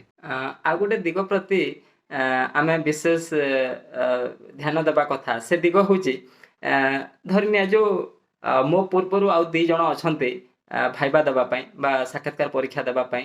ତ ମୋର ନମ୍ବରଟା 3 ନମ୍ବରରେ ଅଛି। ତ ପୂର୍ବରୁ ଯିଏ ଭାଇବା ଦେବା ପାଇଁ ଭିତରକୁ ଯାଉଛନ୍ତି ଏବଂ ତାଙ୍କର ଭାଇବା ସରିଲା ପରେ ସେ ଯେଉଁ ପ୍ରାର୍ଥୀ ଆସୁଛନ୍ତି ତାଙ୍କୁ ଅନ୍ୟ ପ୍ରାର୍ଥୀମାନେ ଘେରି ଯାଇ ପଚାରନ୍ତି ଅନେକ ସମୟରେ କେଉଁ ଧରଣର ପ୍ରଶ୍ନ ପଚାରୁଛନ୍ତି, କ'ଣ କ'ଣ ପ୍ରଶ୍ନ ପଚାରୁଛନ୍ତି, ଏମିତି ପଚାରିଥାନ୍ତି। ତ ଆମକୁ ସେଇ ସବୁ ଦିଗରୁ ମାନେ ଦୂରେଇ ରଖିବାକୁ ପଡ଼ିବ, ସେସବୁ କଥାରୁ ଦୂରେଇ ରଖିବାକୁ ପଡ଼ିବ। କାରଣ ଧରିନିଆ ଯେଉଁ ମୁଁ ଯାହା ପଢ଼ିକି ଆସିଛି, ଯଦି ସେ ଯେଉଁ ପ୍ରାର୍ଥୀଙ୍କୁ ଯଦି ମୁଁ ପଚାରିବି କ'ଣ ପ୍ରଶ୍ନ ପଚାରୁଛନ୍ତି, ଯଦି ମୁଁ ନ ପଢ଼ିଥିବା ବିଷୟ ଯଦି ସେ କହିବେ ମୁଁ ହତୋତ୍ସାହିତ ହେଇଯିବି, ମୁଁ ଭାଙ୍ଗି ପଡ଼ିବି। ତ ତେଣୁକରି ଆପଣଙ୍କର ଅଧ୍ୟୟନ ଉପରେ ଆପଣଙ୍କର ବିଶ୍ୱାସ ରହିବା କଥା, ଆପଣଙ୍କର ନିଜ ଉପରେ ଆତ୍ମବିଶ୍ୱାସ ରହିବା କଥା। ଗୋଟେ ସାକ୍ଷାତକାରର ସବୁଠାରୁ ବଡ଼ ଦିଗ ହେଉଛି ଆତ୍ମବିଶ୍ୱାସ। ତ এইটা ନୁହେଁ ଯେ ଆପଣଙ୍କର ଓଭର କନଫିଡେନ୍ସ ଥିବ, ମାନେ ଆପଣ ଯାହା ପଢ଼ିଥିବେ ଆପଣଙ୍କର ଅଧ୍ୟୟନ ଉପରେ ଆପଣଙ୍କର ଆତ୍ମବିଶ୍ୱାସ ଥିବା କଥା। ତେଣୁ କାହାକୁ କେଉଁ ଧରଣର ପ୍ରଶ୍ନ ପଚାରୁଛନ୍ତି, କୋଉ ପ୍ରଶ୍ନ ପଚାରୁଛନ୍ତି ଆମେ ତା ପଛରେ ନ ପଡ଼ି ନିଜ କଥା ଭାବୁଥିବା, କେମିତି ନିଜେ ମସ୍ତିଷ୍କକୁ ଆମେ ଶାନ୍ତ ରଖୁଥିବା, ନିଜେ କେମିତି ଆମେ ଯିବା ଏବଂ ସୁନ୍ଦର ଭାବରେ ନିଜର ମାନେ ସାକ୍ଷାତକାର ଦେବା ସେ କଥା ଆମେ ନିଜେ ଭାବିବା। ତାପରେ ଆମକୁ ଯିଏ ପ୍ରଥମେ ପ୍ରଶ୍ନ ପଚାରିବେ ଆପଣ ଜାଣିଯିବେ ସେ ହେଉଛନ୍ତି ସେ ଆପଣଙ୍କର ସାକ୍ଷାତକାର ବୋର୍ଡର ଚେୟାରମ୍ୟାନ୍। ତ ତାଙ୍କୁ ଆଉ ଗୋଟେ କଥା ଏଇଠି ଦେଖନ୍ତୁ, ଯିଏ ଆପଣଙ୍କୁ ପ୍ରଶ୍ନ ପଚାରିବେ ଆପଣ ତାଙ୍କୁ ଦେଖିକି ଉତ୍ତର ଦେବେ। ଧରିନିଆ ଯେଉଁ ଆପଣଙ୍କୁ ଚେୟାରମ୍ୟାନ୍ ପ୍ରଶ୍ନ ପଚାରୁଛନ୍ତି, ଯଦି ଆପଣ ଅନ୍ୟ ଜଣେ ବିଶେଷଜ୍ଞଙ୍କୁ ଯଦି ଦେଖିକି ତାର ଉତ୍ତର ରଖିବେ ସେଇଟା ସାଧାରଣତଃ ଠିକ୍ ନୁହେଁ। ସେଟା ମାନେ ହୁଏତ ଯିଏ ପ୍ରଶ୍ନ ପଚାରିଥିବେ ସେ ଆପଣଙ୍କୁ ଯେତେ ନମ୍ବର ଦେବା କଥା ହୁଏତ ଦେଇ ନ ପାରନ୍ତି, ସେଇଟା ଗୋଟେ କଥା। ତ ଆପଣଙ୍କୁ ଯିଏ ପ୍ରଶ୍ନ ପଚାରିବେ ଆପଣ ତାଙ୍କୁ ଦେଖିକି ଉତ୍ତର ଦେବେ। ତ ପ୍ରଥମ ପ୍ରଶ୍ନ ଯିଏ ପଚାରିବେ ସେ ହେଉଛନ୍ତି ଆପଣଙ୍କର ସାକ୍ଷାତକାର ବୋର୍ଡର ଚେୟାରମ୍ୟାନ୍। ସେ ସାଧାରଣତଃ ଯେଉଁ ମୁଁ ପୂର୍ବରୁ ଆପଣଙ୍କୁ ସୂଚନା ଦେଇଥିଲି ସେ କେଉଁ ଧରଣର ପ୍ରଶ୍ନ ପଚାରିବେ, ଆପଣ ଯେଉଁ ଆଟେଷ୍ଟେସନ ଫର୍ମରେ ଯାହା ସବୁ ଲେଖିକି ଦେଇଛନ୍ତି ତାକୁ ନେଇକି ସେ ପ୍ରଶ୍ନ ପଚାରିବେ। ଏବଂ ତା ପୂର୍ବରୁ ସେ ପରିବେଶକୁ ଗୋଟେ ବନ୍ଧୁତ୍ୱପୂର୍ଣ୍ଣ ପରିବେଶ ସୃଷ୍ଟି କରିବା ପାଇଁ ଏମିତି ବି ପଚାରି ପାରନ୍ତି ଯେ ଆପଣ କ'ଣ ଖାଇକି ଆସିଛନ୍ତି, ଏମିତି ବି ପ୍ରଶ୍ନ ପଚାରି ପାରନ୍ତି ଟିକେ ଫ୍ୟାମିଲିୟର ହେବା ପାଇଁ, ଗୋଟେ ବନ୍ଧୁତ୍ୱପୂର୍ଣ୍ଣ ବାତାବରଣ ସୃଷ୍ଟି କରିବା ପାଇଁ। एमती भी पिला थांती ସେମାନେ उत्तर भी रखी पारती ना जे कौन खाई आसी एई प्रश्नर भी उत्तर दे पारती ना सेटा हूँ नर्भसनेस जो सेटा हुए तो आपण कौन खाई आसी तार उत्तर जदि आप ठीक प्रथम प्रश्नर उत्तर जदि ठीक भाव में देले तापरे आपण धीरे धीरे सब प्रश्न उत्तर ठीक भाव में दे पारिबे। आमे जेतेबेले विश्व विशारदଙ୍କ सामनारे बसिथिबा सेतेबेले आमे टेबुल उपरे जो सब जिनस सब रखा हितबो आमे सेटको देखिबा नै एमति कि किछि पिला से प्रकोष्ठ भितरे कोठी कोन अछि पंखा कोठी लागि छि एसी कोठी लागि छि एमति देखुथांती सेमति भी करबा कथा नै जेहेतु आपण गोटे अध्यापक पदवी पे आसुछंती आपणकर चेहरा रे आपणकर ठाणी रे आपणकर बसिबा ढंगरे सेई अध्यापकीय जो शिक्षकीय ठाणी आपण पाखरे सेटा रहिबा कथा आपण काहींकि एई चाकरी पाई निजको योग्य बोली मने करूछंती से प्रश्न आसी थाए पचारि थांती साहित्यर विभिन्न विभाग संपर्क रे प्रश्न पचारिबा आरंभ करंती एवं सर्वोपरि एमती भी प्रश्न करंती जे साहित्यर केउ विभाग प्रति आपणकर रुचि अछि तो आपणकर उत्तर रु ही समान पुनी प्रश्न नेकी प्रश्न करि थांती एवं पचारि थांती तो आमको एमिति उत्तर रखिबा को पड़िबो जेमिति कि सेमाने आमको एई धৰণৰ प्रश्न न पचारंतु जेमिति कि आमे असुविधार सम्मुखीन हबा तो आमर उत्तर रे सेई सब जिंस कहिबा स्थिर मति रे आमे उत्तर प्रदान करिबा जहा कि ता भितर हमको प्रश्न पचारिले मध्य ठीक भाबरे उत्तर देई परिबा। कारण आमे माने जेतेबेले एमए डिग्री हासिल करके जाउछु आमे समस्त जण जण मनस्तात्विक आमे प्रथमे निजको गोटे मनस्तात्विक तथा जणे अध्यापक भाबरे निजको भाबिबा उचित आमे सेठी निजको भाबी नबा जे मु जणे अध्यापक मते सेमाने चयन करिबा पई डाकी छंती मते काटिबा पई डाकी नाहंती एई मनोभाव टी जे पर्यंत आसी नथिबो आमे साक्षात्कार ठीक भाबरे प्रदान करि परिबा नाही तो तेणु करी आमर आत्मविश्वास रहितिबा कथा एवं आमर अध्ययन उपरे आमर विश्वास दृढ़ विश्वास थिबा कथा।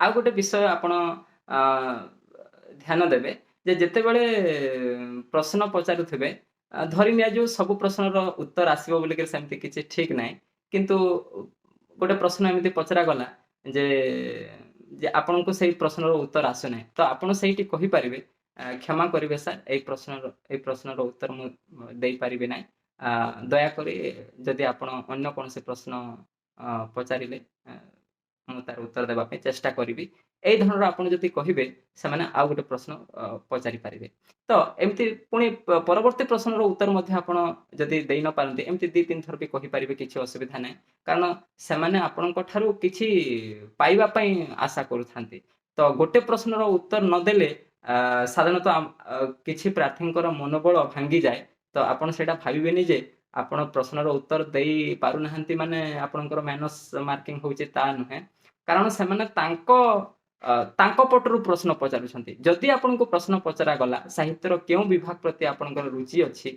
तो सेई विभाग प्रति जतेबेले प्रश्न पचारिबे आपण जदि तार उत्तर देई न पारिबे एठी आपनकर पूरा माइनस मार्किंग हे जिवो तो तेनु करी सेतरे कोनसे विचलित हबा उचित नहे।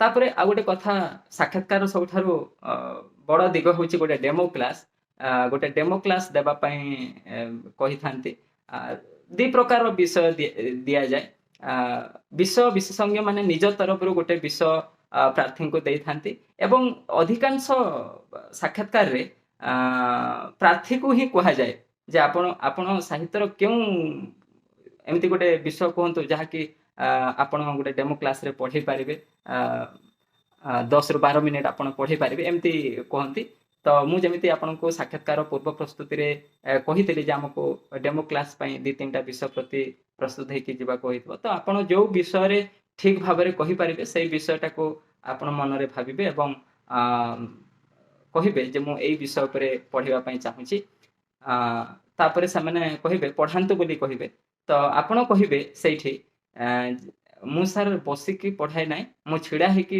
पढ़ी पारिबे कि जदि से माने अनुमति देबे जे छिड़ा हे कि पढ़ांतु तो आपण छिड़ा हे कि पढ़ेबे जदि बसिकी पढ़ांतु बोली कहिबे किछि असुविधा नै आपण बसिकी भी कहि पारिबे बा से जो डेमो क्लासटा केवल बसिकी मध्य आपण पढ़ी पारिबे साधारणतः छिड़ा हे कि मु पढ़ेबे बोली कि आपण कहिबे एवं छिड़ा हे कि पढ़ेबा अत्यंत युक्तिसम्मत मन हुए ଯେତେବେଳେ ଆପଣ ଛିଡ଼ା ହେବେ ଯଦି ପାଖରେ ହ୍ୱାଇଟ୍ ବୋର୍ଡ ଥିବ ବା ଗ୍ରୀନ୍ ବୋର୍ଡ ଥିବ, ମାର୍କର ଥିବ କିମ୍ବା ଚକ୍ ଡଷ୍ଟର ଇତ୍ୟାଦି ଯଦି ଥିବ, ଆପଣ ସେଇଟାକୁ ହାତରେ ଧରିବେ। କାରଣ ଗୋଟେ ଅଧ୍ୟାପକର, ଗୋଟେ ଶିକ୍ଷକର ପ୍ରଥମ କର୍ତ୍ତବ୍ୟ ହେଉଛି କଳାପଟା ବ୍ୟବହାର କରିବା। ଯଦି ଆମେ ହାତରେ ଚକ୍ ଡଷ୍ଟର ଧରି ନଥିବା, ଯଦି ଆମେ ମାର୍କର ଧରି ନଥିବା, ତାହେଲେ ସେମାନେ ସେଇ ସବୁ ଜିନିଷ ବିଚାର କରୁଥାନ୍ତି। ତ ଆମେ ଆମର ଛିଡ଼ା ହେବାର ଶୈଳୀ, ଆମର ଦୃଷ୍ଟିଭଙ୍ଗୀ କ'ଣ ଅଛି, ଆମେ କେମିତି ଦେଖୁଛୁ, ସେ ସବୁ ଜିନିଷ ସେମାନେ ଅନୁଧ୍ୟାନ କରିଥାନ୍ତି ବିଶେଷଜ୍ଞମାନେ।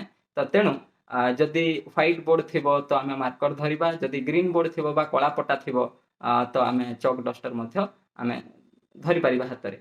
ତ ଯେଉଁ ବିଷୟ ଆମକୁ ପଢ଼େଇବା ପାଇଁ କହିବେ, ତ ଆପଣ ସେଇଠି କହିପାରିବେ ଯେ ମୁଁ ଆପଣମାନଙ୍କୁ ବିଷୟ ବିଶେଷଜ୍ଞ ଭାବରେ ବିଚାର କରିବି, ନା ମୋର ଅନର୍ସ ତଥା ସମ୍ମାନ ଶ୍ରେଣୀର ଛାତ୍ରଛାତ୍ରୀ ଭାବରେ ମୁଁ ବିଚାର କରିବି। ଏମିତି ବି ଆପଣ ପଚାରି ପାରନ୍ତି। ତ ସେମାନେ ଯେତେବେଳେ କହିବେ ଯେ ଆମେ ଆପଣଙ୍କର ଛାତ୍ରଛାତ୍ରୀ ଆଉ ଆପଣ ଆମର ଶିକ୍ଷକ, ତ ଆପଣ ନିର୍ଦ୍ୱନ୍ଦ୍ୱରେ ବିଷୟ ବିଶେଷଜ୍ଞମାନଙ୍କୁ ନିଜର ଛାତ୍ରଛାତ୍ରୀ ଭଳି ବ୍ୟବହାର ଦେବେ, କିଛି ଅସୁବିଧା ନାହିଁ ସେଇଥିରେ।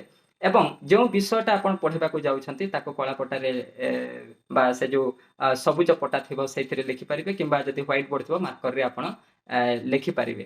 ଧରି ନିଆଯିବ ଆପଣଙ୍କୁ କୁହାଯାଉଛି ଯେ ଶାନ୍ତନୁ କୁମାର ଆଚାର୍ଯ୍ୟଙ୍କର ନର କିନ୍ନର ଉପନ୍ୟାସ ସମ୍ପର୍କରେ ଯଦି ଆପଣ ପଢ଼ିବା ପାଇଁ ଚାହୁଁଛନ୍ତି, ତ ଉପରେ ନର କିନ୍ନର, ତଳେ ଔପନ୍ୟାସିକ ଶାନ୍ତନୁ କୁମାର ଆଚାର୍ଯ୍ୟ, ଏମିତି ଲେଖିକି ଆପଣ କ୍ଲାସଟି ଆରମ୍ଭ କରିବେ।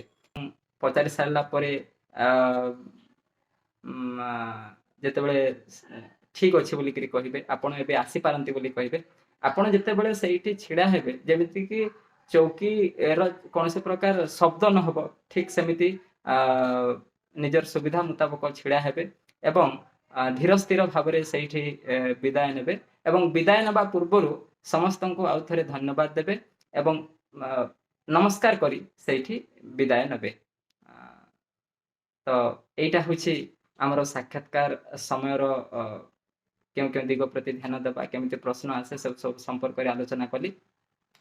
ତ ବନ୍ଧୁଗଣ, ମୁଁ ଯାହା କହିଲି ଏଇଟା ତ ମୋର ନିଜର ଅନୁଭୂତି କଥା କହିଲି। ଆପଣମାନେ ସମସ୍ତେ ତ ଜାଣୁଛନ୍ତି ଯେ କେଉଁ ଧରଣର ପ୍ରଶ୍ନ ପଚରାଯିବ ଇତ୍ୟାଦି।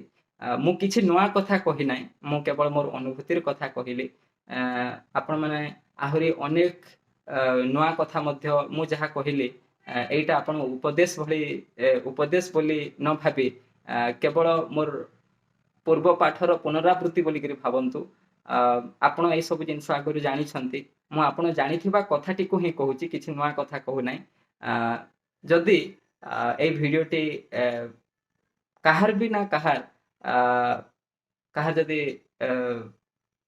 ଯଦି ଏଇ ଭିଡ଼ିଓଟି କାହାର କାମରେ ଆସେ, ମତେ ଖୁସି ଲାଗିବ ଯେ ଜଣେ ପ୍ରାର୍ଥୀଙ୍କର କାମରେ ଏଇ ମୋର ଯେଉଁ ଭିଡ଼ିଓଟି ପ୍ରସ୍ତୁତ କରିଛି ତାଙ୍କର କାମରେ ଆସିଛି। ତ ସବୁବେଳେ ଆମେ ସତର୍କ ରହିବା, ସଜାଗ ରହିବା, ନିଜ ମନ ଭିତରେ ଦୃଢ଼ ବିଶ୍ୱାସ ରଖିବା ଏବଂ ଅଧ୍ୟୟନ ଯଦି ଆମେ କରୁଥିବା ତାହେଲେ ସେଇଟା ଆମର ସାକ୍ଷାତକାର ପାଇଁ ଭଲ। ମୁଁ କେବଳ ଆପଣମାନଙ୍କୁ ଗୋଟେ କଥା କହିବି ଯେ ଜୀବନର ପଥ କୁସୁମିତ ହୋଇପାରେ ଯେତେବେଳେ ଆମେ କଣ୍ଟାର ଶଯ୍ୟାରେ ଅବିରତ ଚାଲିପାରିବା। ତ ଆମେ ଆମ ଜୀବନ ଭିତରେ ଅନେକ ଦୁଃଖ ଯନ୍ତ୍ରଣା, ବିଭିନ୍ନ ପ୍ରକାର ଅସୁବିଧାର ସମ୍ମୁଖୀନ ଦେଇକି ଆମେ ପରିଚାଳିତ ହେଇଥାଉ, ବାଟ ଚାଲିଥାଉ। ଯାହା ସବୁ ସତ୍ତ୍ୱେ ଯଦି ଆମେ ସ୍ୱପ୍ନ ଦେଖିବା, ସବୁ ସତ୍ତ୍ୱେ ଆମ ମନ ଭିତରେ ଯଦି ଦୃଢ଼ ବିଶ୍ୱାସ ଥିବ, ଆମକୁ କେହି ବି ଅଟକାଇ ପାରିବେନି। ଆମେ ନିହାତି ଦିନେ ନା ଦିନେ ସଫଳ ହେବା। ଏତିକି ମୋର ଆଶା ବିଶ୍ୱାସ ଯେ ଆପଣମାନେ ସମସ୍ତେ କୃତକାର୍ଯ୍ୟ ହୁଅନ୍ତୁ, ବିଜୟୀ ଲାଭ କରନ୍ତୁ ଆପଣଙ୍କର ଜୀବନ ଯାତ୍ରାରେ ଏବଂ ଆଗାମୀ ଦିନରେ ହେବାକୁ ଥିବା ସାକ୍ଷାତକାର ପରୀକ୍ଷା ଗୁଡ଼ିକରେ ଆପଣ ସଫଳତାର ସହିତ ନିଜକୁ, ନିଜର ବ୍ୟକ୍ତିତ୍ୱର ପରାକାଷ୍ଠାକୁ ପ୍ରଦର୍ଶନ କରନ୍ତୁ, ନିଜର ଦକ୍ଷତାକୁ ପ୍ରଦର୍ଶନ କରନ୍ତୁ। ଏଇ ଦୃଢ଼ ବିଶ୍ୱାସ ରଖି ମୁଁ ରହୁଛି। ଶେଷରେ ମୁଁ ଆଉ ଗୋଟେ କଥା କହିବି ଯେ ଏଇ ଭିଡ଼ିଓଟି ଯେଉଁମାନେ ଦେଖୁଛନ୍ତି ସମସ୍ତଙ୍କୁ ମୁଁ କୃତଜ୍ଞତା ଜଣାଉଛି ଏବଂ ଆରମ୍ଭରୁ ଶେଷ ପର୍ଯ୍ୟନ୍ତ ଦେଖିଥିବାରୁ ମୁଁ ଆପଣମାନଙ୍କ ନିକଟରେ ଚିର କୃତଜ୍ଞ ହୋଇ ରହିବି। କାରଣ ମୋର ଅନୁଭୂତି ଟା ଆପଣ ମାନେ ଶୁଣିଲେ ଏବଂ ଯଦି ଏଇଥିରୁ ଗୋଟିଏ ବି ଲାଇନ୍ ଗୋଟିଏ ବି କଥା ଆପଣଙ୍କର କାମରେ ଆସେ, ମତେ ଖୁସି ଲାଗିବ ଯେ ମୁଁ କହିଥିବା କଥାଟି କାହାର କାମରେ ଆସିପାରିଛି। ତ ଆମେ ସମସ୍ତେ ମିଶି ଓଡ଼ିଆ ଭାଷା ସାହିତ୍ୟ ତଥା ଉଚ୍ଚଶିକ୍ଷା ବିଭାଗ କୁ ଆମେ ସମୃଦ୍ଧ କରିବା, ଏଇ ବିଶ୍ୱାସ ରଖି ମୁଁ ରହୁଛି। ପୁଣି ଆମେ ଆଉ ଏକ ଭିଡ଼ିଓରେ ମୁଁ ଆପଣମାନଙ୍କ ପାଖକୁ ଆସିବି। ଏବେ ମୁଁ ବିଦାୟ ନେଉଛି। ନମସ୍କାର।